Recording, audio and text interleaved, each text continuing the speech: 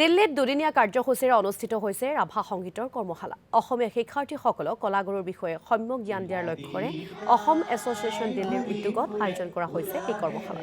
শনিবাৰৰ পৰা অনুষ্ঠিত হোৱা এই কৰ্মশালাত প্ৰশিক্ষণ প্ৰদান কৰে শিল্পী বিনোদ ভৰদ্বাজে। দুদিনীয়া কৰ্মশালাত অংশগ্ৰহণ কৰে কেইবাগৰাকীও শিক্ষাৰ্থী।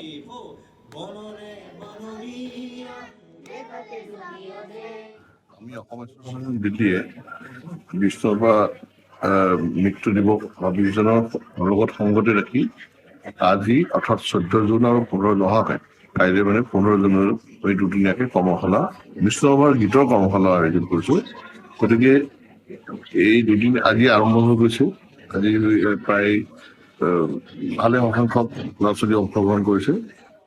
আমি বিশ্বসভাৰ গীতৰ চৰ্চা যাতে উঠি অহা প্ৰজন্মৰ মাজত হয়, সেইটো এটা উদ্দেশ্য আগত ৰাখি আমি কৰ্মশালা আয়োজন কৰিছোঁ আৰু আশা ৰাখিছোঁ এই কৰ্মশালাৰ পৰা তেওঁলোক উপকৃত হ'ব আৰু ভৱিষ্যতে আমাৰ এই আপুৰুগীয়া যিবিলাক গীত নাট বা বিশ্বমুখত অহাৰ এই উদ্দেশ্য আগত ৰাখি এই ৰচনাৰ সৃষ্টি কৰিছে সেইবিলাক যাতে সফল হয় তাৰ কাৰণে আমাৰ